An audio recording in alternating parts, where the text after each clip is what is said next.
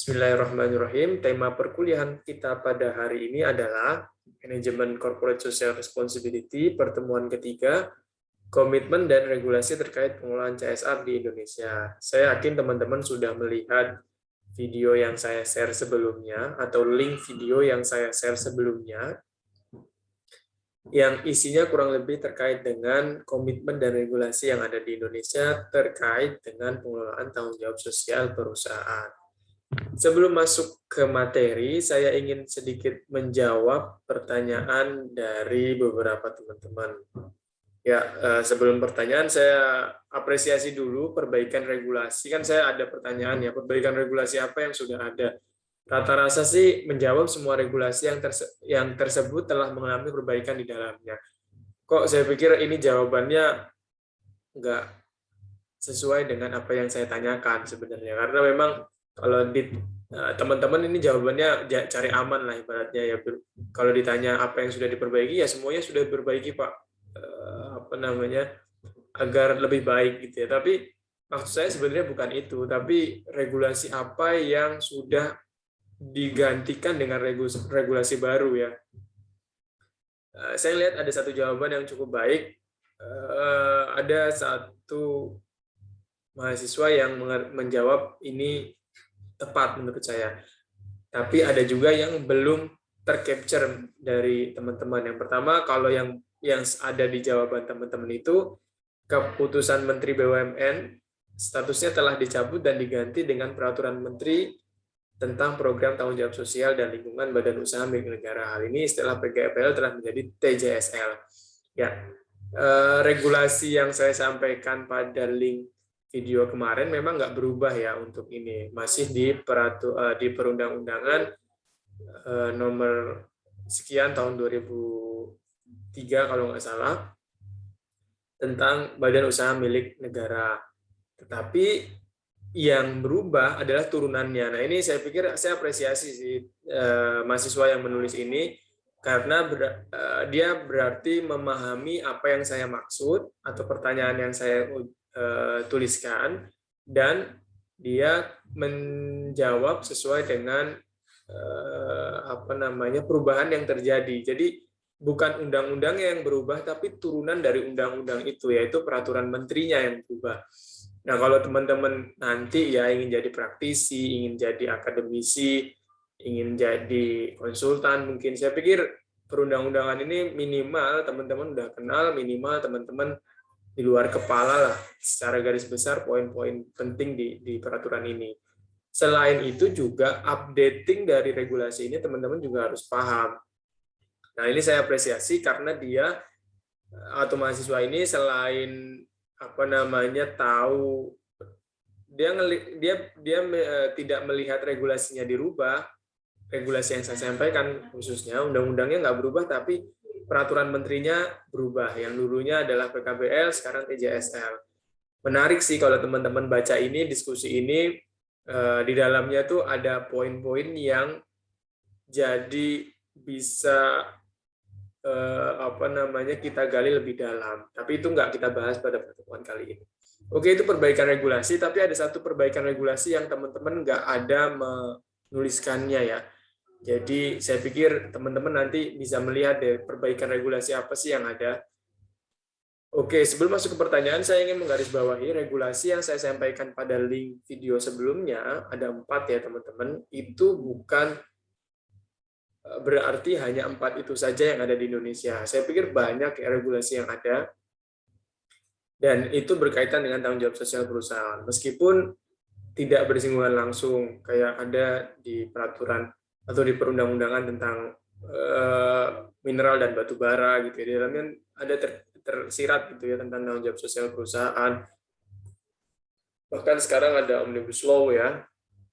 Tapi saya pikir 4 hal itu teman-teman harus familiar lah memahaminya, sehingga nanti ketika teman-teman berkecimpung di bidang ini, ya saya berharap ada lah mungkin 1-2 yang nanti setelah lulus gitu ya bisa berkarir di bidang tanggung jawab sosial perusahaan. Oke, itu tadi penekanannya. Setelah kita lihat teman-teman menjawab regulasi yang sudah ada, kemudian ada yang baik, ada yang pas jawabannya menurut saya, tapi ada juga yang belum ada yang belum melihat ya, ada perubahan dari regulasi yang sudah ada.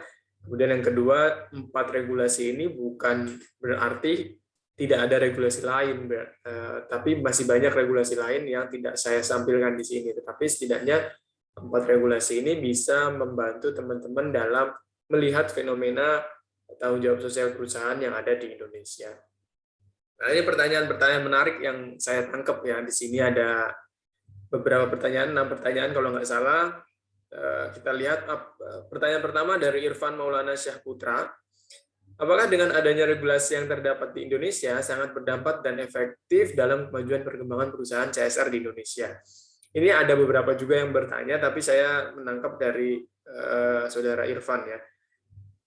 Jawabannya kalau ditanya berdampak dan efektif dalam kemajuan perkembangan perusahaan CSR di Indonesia, sebenarnya ini mungkin saya luruskan ya, perkembangan program CSR di Indonesia, bukan perkembangan perusahaan CSR. Karena kalau perusahaan CSR berarti perusahaan apa, kan nggak jelas ya. Perusahaannya harus ada subjeknya perusahaan, CSR itu adalah bentuk programnya. Oke, kalau saya karena memang selama ini stock of knowledge saya adalah melihat praktik baik dari perusahaan yang sudah dilakukan, ya saya pikir sudah apa belum, saya jawab sudah. Berdampak efektif atau enggak relatif ya, meskipun saya pikir kalau memang secara idealnya sih efektif, saya pikir ya.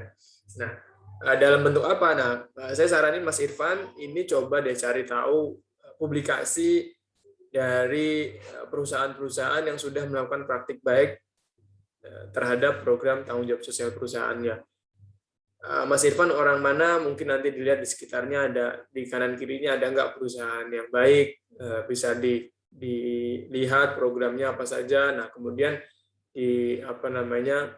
disimpulkan nih kira-kira sudah berdampak baik atau belum. Tapi kalau kayak kasusnya, saya lupa kemarin yang ada di yang rumahnya sebelah pabrik gula gitu ya, Mas siapa kemarin ya, kemudian ada juga program yang di sebelahnya perusahaan-perusahaan tambang gitu ya, kayak kemarin ada yang mendiskusikan bahwasannya tidak cukup baik gitu. Nah, mungkin stock of knowledge teman-teman memang seperti itu. Jadi saya nggak menyalahkan juga kalau teman-teman berkata program yang ada di Indonesia, program CSR atau regulasi yang ada di Indonesia ini tidak memberikan dampak positif gitu.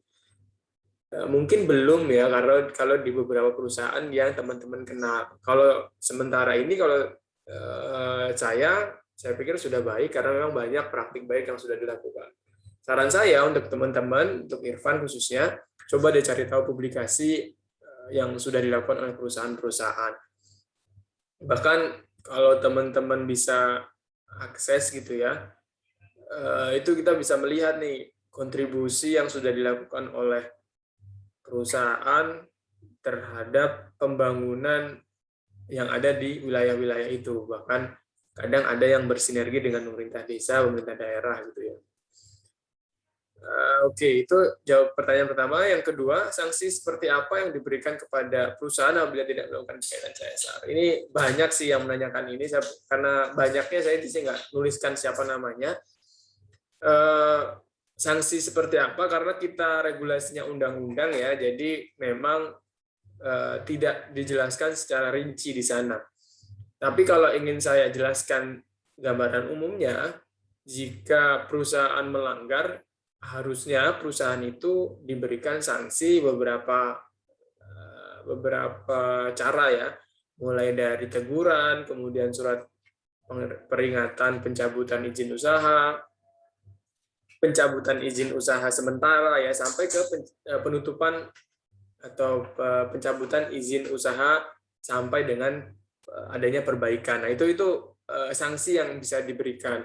Tapi siapa yang akan menindak itu? Nah, itu biasanya tahapannya bisa sampai ke pengadilan ya untuk memutuskan itu. Sehingga memang kalau kita berbicara sanksi, regulasi yang ada di Indonesia ini masih belum kuat ya. Jadi perusahaan masih banyak yang belum taat tahapnya. Bahkan taat saja belum banyak ya, tapi bisa sampai beyond compliant itu mungkin bisa dihitung jari gitu ya. Oke, kemudian yang ketiga dari Puri Karisma Devi, apakah jika ingin bekerja di bagian CSR harus menguasai semua undang-undang yang telah dijelaskan di video? Saya jawab sih iya. Menguasai hal itu untuk menjembatani atau bridging antara kebutuhan perusahaan dengan kondisi yang ada di lapangan. Artinya teman-teman tuh bisa menjembatani nih keinginan perusahaan tuh apa, ternyata regulasi yang ada di Indonesia tuh ini. Jadi perusahaan harus melakukan ini. Nah, melakukan apanya itu sesuai dengan regulasi yang ada di undang-undang tersebut. Agar perusahaan bisa melakukan sesuai dengan regulasi, perlu adanya puri-puri atau devi-devi yang bekerja di perusahaan-perusahaan. Makanya kalau ditanya perlu ya saya jawab perlu. Apalagi kalau teman-teman lihat di peraturan di regulasi yang tingkatannya peraturan menteri. Kalau cuma undang-undang memang secara umum sih ya biasanya dialektik saja sebatas ya menyisihkan tanggung jawab sosial ya tulisannya itu atau nominalnya berapa persen terus terkena sanksi gitu ya. Tapi kalau tahap lingkupnya sudah peraturan menteri atau peraturan perintah gitu ya, itu biasanya sudah cukup detail tuh pengaturannya, penjelasannya, sehingga saya pikir teman-teman juga perlu nih melihat bahkan menggali lebih dalam peraturan-peraturan menteri atau peraturan pemerintah terkait dengan CSR yang bisa teman-teman jual ya kepada perusahaan. Artinya teman-teman punya kemampuan itu dan bisa dimanfaatkan oleh perusahaan. Oke, itu Puri saya jawab perlu ya teman-teman. Kemudian yang keempat dari Alifatul Kumala, ini sebenarnya pertanyaannya mirip dengan pertanyaan Muna di mata kuliah Monef kemarin ya, terkait dengan SROI, tapi saya bacakan pertanyaan utuhnya. Berdasarkan peraturan menteri, pasal 3 bahwa salah satu program TJSL BUMN yaitu bertujuan untuk membina usaha mikro dan usaha kecil agar lebih tangguh, mandiri serta masyarakat sekitar perusahaan. Mandiri serta masyarakat sekitar perusahaan. Nah, berdasarkan pengetahuan saya sebagai salah satu metode untuk mengidentifikasi dampak program TJSL yaitu menggunakan analisis ROI, Social Return on Investment. Lalu hal apa saja yang perlu diperhatikan dalam analisis ROI tersebut? Tahapan, prinsip, dan lain-lain. Oke. Pertama ini dua hal yang berbeda ya, Permen BUMN dan analisis ROI. Permen TJSL sejatinya, Permen BUMN terkait dengan TJSL sejatinya hanya menggarisbawahi gambaran umum terkait dengan bantuan tanggung jawab sosial dan lingkungan perusahaan yang notabene adalah perusahaan BUMN. Pertamina, Mandiri, BRI, kemudian Pegadaian, ada lagi mungkin Semen Indonesia. Nah, itu masuk di BUMN dan perusahaan-perusahaan itu harus menjalankan TJSL. Nah, apa sih TJSL? Yaitu tadi bertujuan untuk membina usaha mikro dan usaha kecil agar lebih tangguh. Artinya, perusahaan itu harus konsen terhadap usaha mikro yang ada di sekitar perusahaan. Nah, coba deh teman-teman perusahaan yang ada di dekat teman-teman yang statusnya BUMN, apakah sudah melakukan itu? Kalau belum, saya pikir teman-teman berhak mengkonfirmasi kepada perusahaan terkait dengan sudah belum perusahaan melakukan TJSL atau menjalankan permen per strip 05 /MBU /04 /2021. Kalau belum, ya teman-teman bisa menuntut untuk perusahaan melakukan itu. Nah, itu satu bagian tersendiri Mbak Alifatul Kumala. Kemudian bagian SRO, ya Social Return on Investment. Sebenarnya saya jawab kemarin ya secara pragmatis dan secara idealis. Secara pragmatis, SRO ini sebenarnya cocoknya atau pasnya malah regulasi yang ditempelkan adalah Permen LHK nomor 1 tahun 2021. Karena di sana malah spesifik dia berbicara inovasi sosial yang diciptakan itu harus dianalisis menggunakan social return on investment. Artinya program-program yang dilakukan oleh perusahaan itu berapa sih pengembalian sosialnya. Nah, kalau teman-teman masih bingung istilah SROI, saya sendiri sebenarnya udah nulis buku dengan tim. Kemudian saya beberapa kali mengisi pelatihan Monef di perusahaan-perusahaan. Saya sebenarnya tertarik ya, bukan tertarik, saya sih sebenarnya berkeinginan untuk mengajak teman-teman, tapi karena biasanya in-house training, jadi perusahaan itu meng-hire meminta sebuah jam khusus untuk dilatih, jadi saya agak susah untuk membawa teman-teman ikut dalam pelatihan tersebut. Tapi kalau memang ada kesempatan, nanti insya Allah akan segera saya ajaklah teman-teman untuk gabung. Nah, social return on investment ini banyak ya tahapannya, prinsipnya itu apa.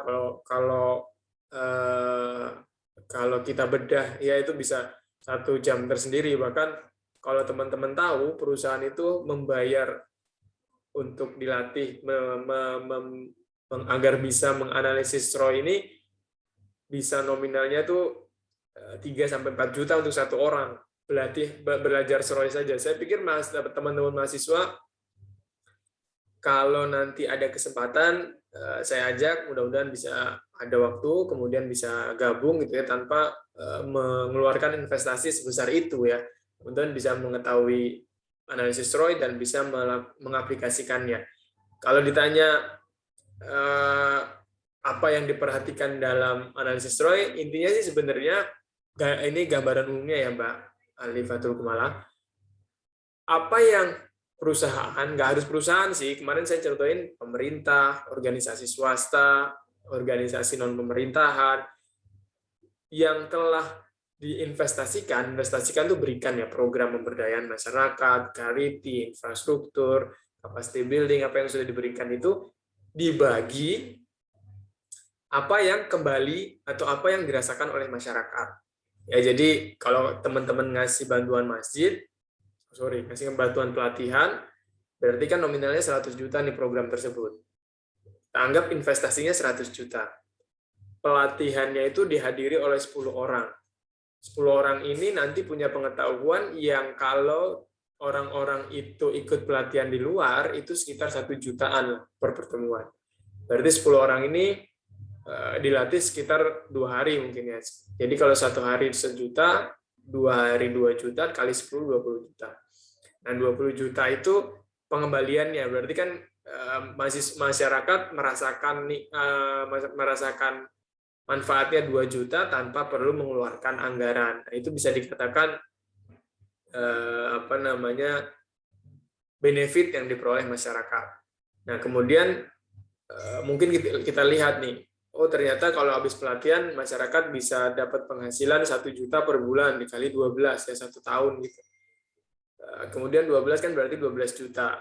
12 juta 1 orang dikali 10 orang 120 juta. Tadi 20 juta itu ongkos pelatihannya, 120 juta yang didapatkan oleh masyarakat berdasarkan gajinya jika ikut pelatihan.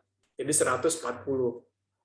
Nah, 100 juta yang dikeluarkan oleh organisasi itu dibagi 140 juta benefit yang diperoleh oleh masyarakat.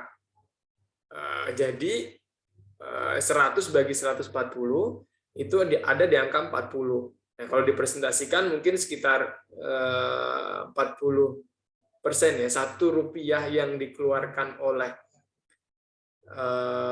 organisasi akan kembali Rp40 kepada masyarakat. Nah, ini gambaran sederhananya aja ya Pak Alifatul Kumala. Nanti kalau kita berbicara lebih detail, kita bisa menganalisis apa saja yang bisa dijadikan benefit, dasar-dasarnya apa saja, kemudian investasi itu dihitung berapa tahun gitu. Jadi banyak hal yang bisa kita analisis di sana. Tapi yang ingin saya garis bawahi, analisis ROI ini kalau teman-teman kuasai itu bisa dihargai oleh orang, bisa dihargai oleh perusahaan. Saya saya nggak nguasain betul ya, memang karena belum pernah praktek langsung, tapi saya pernah beberapa kali ikut pelatihan. Itu saja saya bisa ngisi pelatihan-pelatihan di perusahaan-perusahaan.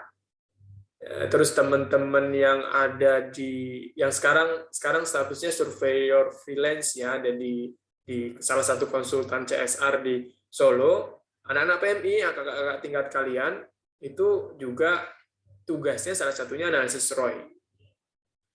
Saya pikir teman-teman kakak tingkat kalian bisa ditanyakan gimana cara membuatnya, gimana cara menyusunnya, terus nanti kalau memang ada kesempatan kita bisa melakukan pertemuan khusus untuk mendiskusikan ini.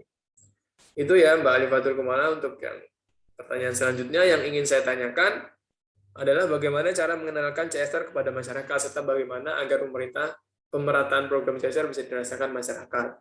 Dari Al-Hajj Nur Suma Abdul Malik ya. Oke, yang saya ini mirip ya dengan pertanyaannya Puri.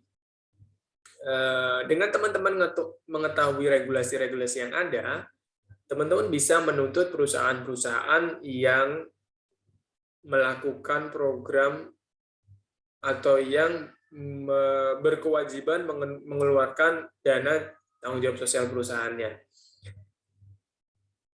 Kalau teman-teman nggak paham ya, ibaratnya pertama ada perusahaan di dekat rumah teman-teman, tapi teman-teman nggak tahu regulasinya, terus tiba-tiba nuntut di jalan gitu ya, pokoknya kita minta perbaikan jalan, kita minta ini, padahal kewajiban yang harus dikeluarkan perusahaan itu lebih dari itu. Contoh nih, BUMN itu wajib membina usaha mikro, nggak cuma memperbaiki jalan ya, nggak cuma bagi-bagi masker, nggak cuma bagi-bagi sembako, sarung, kayak perusahaan-perusahaan yang hanya mementingkan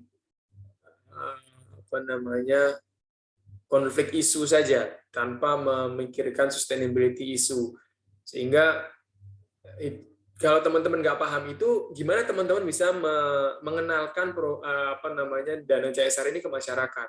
Maka kalau saran saya pertama pahami dulu regulasinya, konsepnya, kemudian petakan nih kira-kira yang atau petakan perusahaan-perusahaan mana yang kira-kira bisa atau kira-kira memiliki kewajiban untuk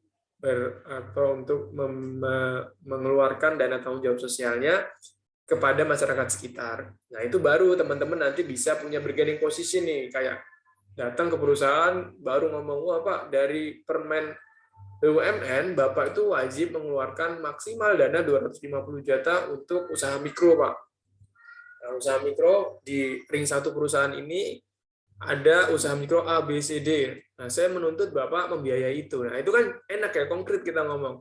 Jadi nggak asal-asalan. Makanya kalau ditanya bagaimana cara mengenalkannya, pertama teman-teman besarkan kapasitas teman-teman atau luaskan pengetahuan teman-teman. Sehingga ketika teman-teman berdiskusi dengan perusahaan, berdiskusi dengan tokoh masyarakat gitu ya. Jadi teman-teman punya nih dasarnya ketika ngomong, oh berdasarkan undang-undang ini, berdasarkan permen ini, itu wajib melakukan itu. Terus mungkin ditambah lagi, oh ada praktik baik di perusahaan A, dia melakukan ini gitu ya. Nah, itu semakin kuat jadinya. Itu ya Mas Al-Hajj. Selanjutnya masih di dua pertanyaan terakhir dari Wanda Hamidatul Afwa. Saya pernah membaca artikel tentang banyak perusahaan justru menjadikan CSR sebagai kamuflase untuk mengelabui banyak pihak. Alasan melakukan kamuflase yang paling menonjol adalah menghindari pajak, mendapatkan akses politik demi kepentingan bisnis, dan menarik simpati masyarakat. CSR juga dijadikan strategi bisnis untuk membungkam mulut masyarakat dan pemerintah agar tidak memasalahkan perbuatan-perbuatan tidak etis perusahaan yang mencemari dan merusak lingkungan atau merugikan masyarakat. Oke, menarik ya. Ini berarti Wanda menemukan artikel yang berbicara tentang praktik buruk perusahaan melalui dana CSR-nya. Salah nggak? Nggak salah. Ada nggak? Pasti ada kayak gitu ya. Jadi kalau ditanya kayak gitu, jawaban saya santai saja. Memang ada seperti itu dan terjadi gitu ya. Bahkan kalau istilahnya Bu Maria dari Trisakti itu ya, program CSR itu hanya kiss and run. Hanya diberikan sebentar terus pergi gitu ya, untuk meminimalisir konflik. Ya tadi saya bilang program CSR hanya berdasarkan konflik isu saja tanpa melihat sustainability isu. Nah, ini yang perlu adanya peran Mbak Wanda, peran Mbak Puri ya, peran Mbak Alifatul Kumala untuk meminimalisir ini terjadi. Kalau ada perusahaan yang seperti itu, teman-teman bisa menuntut nih, kira-kira perusahaan itu kena undang-undang apa, kena regulasi apa ya. Kalau memang dia perusahaan BUMN, ya wajib mengeluarkan dana TCSL-nya, membina usaha mikro dengan maksimal dana 250 juta. Pasti saya pikir teman-teman ada yang belum dengar nih, kok ada angka 250 juta Pak Adit dari mana? Nah, ya saya baca, saya ngelihat revisi regulasinya, dana maksimal yang bisa dikeluarkan 250 juta untuk satu usaha mikro. Nah, kebayang nggak sih usaha mikro ya bapak-bapak yang jualan somai, gerobak kayak gitu, terus dapat dana 250 juta, kalau kita dari mana dia bisa mendapat itu? Pinjaman ke bank juga nggak punya jaminan, nggak punya anggunan ya. Terus dermawan orang juga paling kan dari apa itu ya, dari mungkin 10.000 dari setiap pembeliannya disisihkan gitu kan. Tapi gimana caranya masyarakat bisa memperoleh dana 250 juta maksimal kalau kita sendiri ya, Mbak Wanda, Mbak Alifatul Kumala, Mbak Puri tidak tahu regulasinya. Oh, ternyata ada regulasi itu. Dan itu kita bisa tuntut gitu ya. Nah, semakin data teman-teman kuat dan banyak, itu ya semakin baik ketika menghadapi perusahaan-perusahaan. Oke. Oh, ini pertanyaannya sebenarnya di bawah. Benarkah pertanyaan tersebut yang telah terjun di CSR atau itu hanya pendapat dari orang kontra CSR? Saya pikir benar ya, bukan hanya orang kontra saja. Memang ada di beberapa wilayah lain dan saya tidak bisa menutup itu. Kalau teman-teman datang ke saya terus, Pak perusahaan ini jelek, perusahaan ini, yang ingin saya tanyakan pertama, datanya mana? Kalau memang ada datanya ya memang seperti itu berarti. Jadi ketika ditanya ada apa enggak, ya pasti ada. Begitu Mbak Wanda. Terakhir dari Rezna Saputri. Seperti apa program yang dilakukan dalam Rumah Kreatif BUMN? Ini menarik ya, Rumah Kreatif BUMN. Ada yang pernah dengar nggak sih teman-teman? Biasanya Rumah Kreatif BUMN itu ada di setiap kabupaten kota dan di pusat-pusat kota biasanya ya. Mungkin ada yang belum pernah dengar. Ini mungkin PR lah buat semua anggota grup di sini, coba cari rumah kreatif BUMN yang ada di setiap wilayah tempat tinggal teman-teman. Dan saya sih bisa memastikan ada di setiap kabupaten kota, meskipun mungkin ada beberapa titik yang masih menginduk ke wilayah lainnya.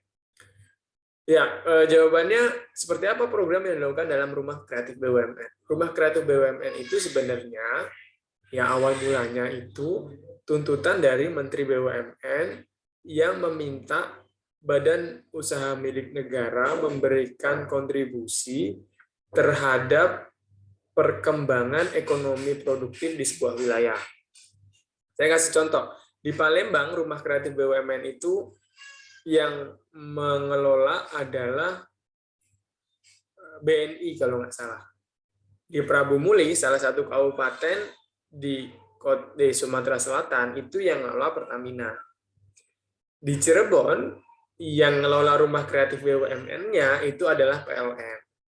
Nah, ini PR lah teman-teman semua. Coba deh cari tahu Rumah Kreatif BUMN mana atau Rumah Kreatif BUMN di setiap wilayah teman-teman, dia dikelola oleh perusahaan apa. Nah, perusahaannya nggak mesti ada di sana, teman-teman bisa melihat kadang-kadang nggak ada perusahaan di sana, dari Mandiri mungkin, dari BNI, PLN, Pertamina gitu ya. Nanti biasanya di sebelah logo Rumah Kreatif BUMN itu ada logo dari perusahaannya. Nah, saya nggak tahu Rezna Saputri ini ngerti secara pribadi di wilayahnya atau dia baca-baca saja atau mungkin hanya hasil diskusi gitu ya. Tapi yang jelas itu. Jadi teman-teman bisa melihat nih, oh rumah BUMN ini dikelola oleh perusahaan apa. Kemudian pertanyaan selanjutnya, program apa sih yang dilakukan rumah kreatif? Namanya saja rumah kreatif ya. Harapannya sih sebenarnya usaha produktif yang ada di wilayah tersebut kemudian didigitalisasikan oleh rumah kreatif ini untuk dibantu pemasarannya.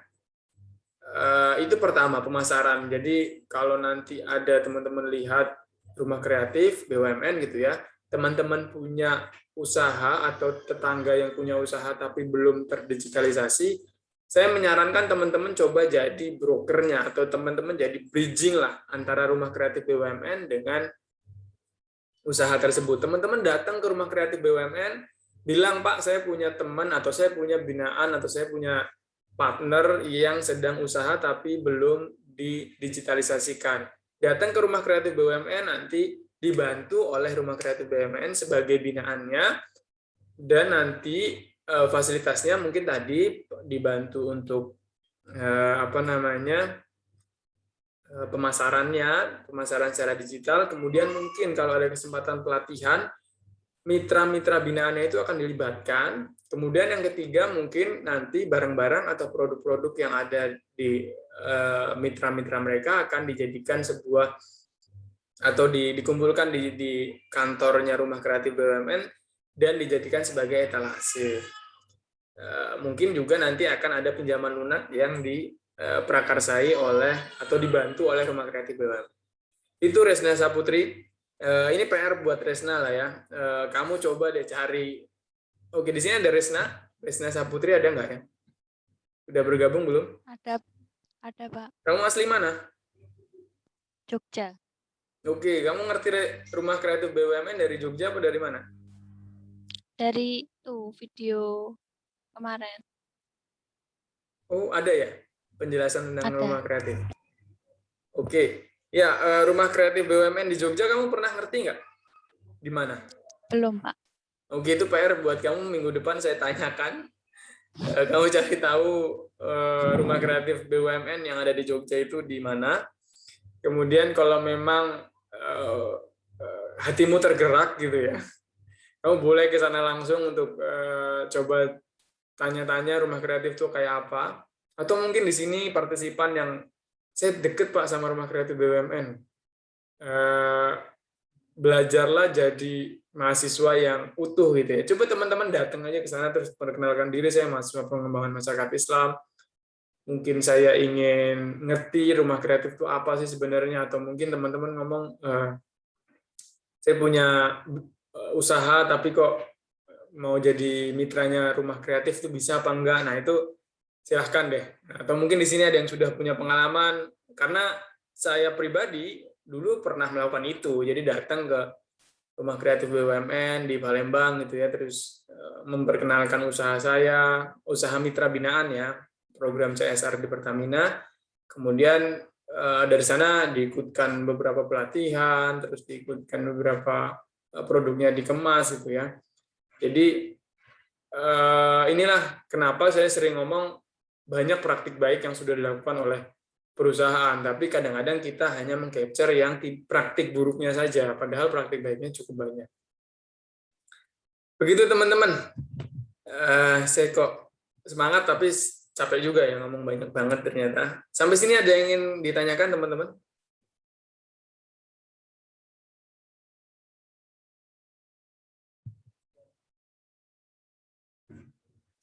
Ya, nampaknya belum ada.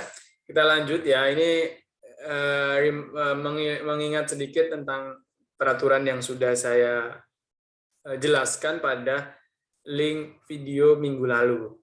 Ada 4, Undang-Undang Nomor 40 Tahun 2007 tentang Perseroan Terbatas, Undang-Undang Nomor 25 Tahun 2007 tentang Penanaman Modal, Undang-Undang Nomor 19 Tahun 2003 tentang BUMN, dan Permen LHK. Ya, dulu Permen LH Nomor 3 Tahun 2014 diganti menjadi Permen LHK Nomor 1 Tahun 2021.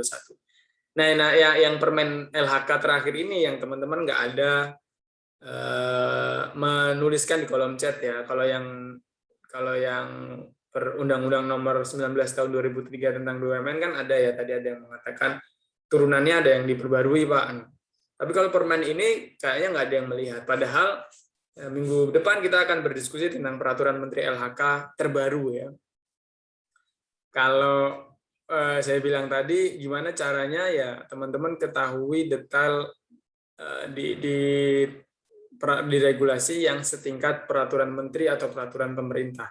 Karena memang di sana biasanya berbicara teknis dan spesifik ya. Kalau teman-teman nanti wawancara di perusahaan ya nilai jual teman-teman itu menguasai peraturan menteri ini gitu. Jadi nanti secara teknis teman-teman bisa membantu perusahaan dalam menyusun dokumen-dokumen yang diminta oleh peraturan menteri ini. Oke, ini regulasi CSR yang ada di Indonesia tentang perseroan terbatas. Kalau berbicara perseroan terbatas sih hampir di setiap wilayah ada ya. Kalau teman-teman dengar pasti mudah lah mengidentifikasinya. Kalau teman-teman melihat perusahaan yang depannya ada PT, itu singkatan dari perseroan terbatas. Dan itu perusahaan itu pasti terkena regulasi ini. Ya, ada wajib melaksanakan tanggung jawab sosial dan lingkungan, kepatutan dan kewajaran, sanksi sesuai dengan ketentuan. Tapi memang semua itu akan dilanjutkan dengan peraturan pemerintah. Nah, ini kadang-kadang yang kita suka lupa. Berhenti sampai sini saja.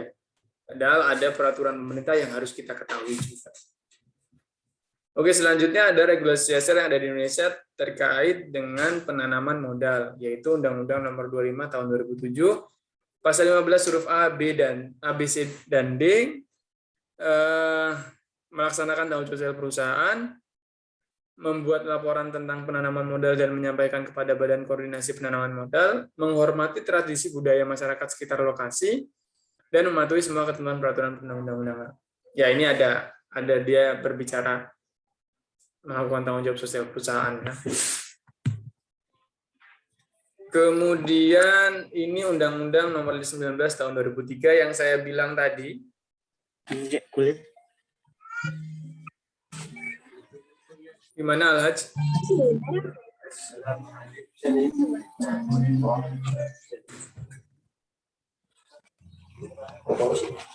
Ya.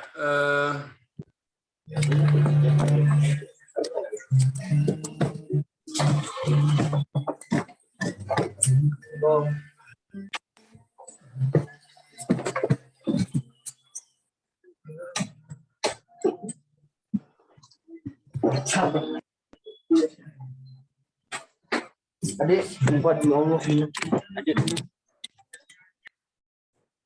Oke, kita lanjutkan. Di undang-undang ini sebenarnya dia menjelaskan tentang memberikan bimbingan dan bantuan kepada masyarakat ya, golongan ekonomi lemah, koperasi gitu. Nah, BUMN dituntut untuk menyisihkan dari laba bersihnya untuk keperluan pembinaan usaha dan pembinaan masyarakat. Dulu undang-undang ini dijelaskan oleh Peraturan Menteri BUMN tahun 2003 nih. Nah, kemudian muncul pertanyaan apa yang baru ya? Yang baru adalah Peraturan Menteri BUMN yang menjelaskan tentang tanggung jawab sosial dan lingkungan. Dulu istilahnya PKBL ya, Program Kemitraan dan Bina Lingkungan. Teman-teman mungkin ada juga yang pernah dengar ya, ada Program Kemitraan dan Bina Lingkungan. Itu nama lain dari TJSL atau nama lain dari CSR. Intinya yang program kemitraan itu minjemin modal dengan bunga ringan, sedangkan untuk bina lingkungan itu bantuan infrastruktur atau bantuan berupa apa ya, seperti charity lah kalau yang BL, yang bina lingkungan. Nah, sekarang yang bina lingkungannya itu sudah digeser atau sudah dihapuskan menjadi, atau fokusnya menjadi program kemitraan yang tadi saya bilang maksimal dana yang dipinjamkan 250 juta, badan usaha ini minimal sudah berjalan 5 tahun dan lain sebagainya. Jadi coba teman-teman baca deh peraturan menteri ini intinya apa, atau mungkin jangan-jangan salah satu dari partisipan di sini berhak menerima bantuan tersebut ya, jadi bisa dituntut ke perusahaan. Kemudian yang selanjutnya adalah regulasi terbaru. Ini yang akan saya harapkan teman-teman menguasain lebih dalam lah ya. Peraturan Menteri LH nomor 3 tahun 2014. Dulunya sih itu. Kemudian 2021 berganti menjadi Peraturan Menteri LHK nomor 1 tahun 2021. Apa sih itu, atau apa isinya dari Permen LH ini? Yaitu tentang program penilaian peringkat kinerja perusahaan dalam pengelolaan lingkungan hidup, atau istilah yang paling familiar teman-teman mungkin adalah proper. Di dalamnya ada berbagai macam dokumen yang harus dipersiapkan perusahaan. Saya kasih bridging ya, saya kasih introduce aja, pengantar saja. Perusahaan wajib mengumpulkan banyak dokumen sosialnya, atau wajib menyusun dokumen tanggung jawab sosialnya. Nah, kemudian muncul pertanyaan, kalau wajib mengumpulkan dokumen, siapa yang menyusun dan apa saja yang disusun? Itu kan pertanyaan dasar yang muncul gitu ya. Nah, ketika ditanya siapa, apakah perusahaan bisa menyusun itu sendiri tanpa bantuan orang-orang sosial gitu ya, orang lingkungan gitu kan? Biasanya perusahaan kan meng-hire teknik lingkungan, teknik sipil gitu ya, atau mungkin teknik mesin. Apakah orang-orang itu yang membuat gitu kan? Itu muncul pertanyaan. Saya pikir enggak. Jadi ketika ditanya siapa yang membuat, ya orang-orang sosial di sini berperan. Ada Puri, ada Wanda, ada Alifatul Kumala, ada Rezna tadi ya. Nah itu kalau memang berniat, ya peran teman-teman itu untuk membantu perusahaan menyusun dokumen tersebut. Kemudian muncul lagi pertanyaan, apakah teman-teman capable gitu? Apakah teman-teman layak menyusun dokumen itu? Kemudian pertanyaan kedua, apa dokumen yang disusun? Ketika itu ditanya Mbak Wanda, Mbak Alifatul Kumala, Mbak Puri, teman-teman tahu nggak dokumennya itu apa saja? Ya kalau nggak tahu, ya berarti gugur dong kemampuan atau kesempatan teman-teman untuk membantu perusahaan itu. Nah, kemudian dari pertanyaan itu kan kita mulai akhirnya, ketika kita mau tahu apa saja dokumen yang harus dikumpulkan, ya berarti kita harus tahu dulu regulasinya yang ada itu apa saja. Atau dokumen yang harus ada itu menurut regulasi ini apa saja. Nah, itu mudah-mudahan di kelas kita bisa ada waktu untuk setidaknya teman-teman bisa paham garis besarnya dokumen itu apa saja. Saya pikir mungkin beberapa teman-teman juga sudah mengikuti pelatihan di tahun lalu kalau nggak salah ya, yang saya beberapa kali ngisi, terus dari HMPS itu menyusun dokumen proper. Itu cukup detail ya, tapi memang itu berdasarkan masih Permen LH nomor 3 tahun 2014. Saat ini sudah sedikit bergeser menjadi Permen LHK nomor 1 tahun 2021. Oke teman-teman, itu dari saya. Kita akan lanjutkan dengan diskusi.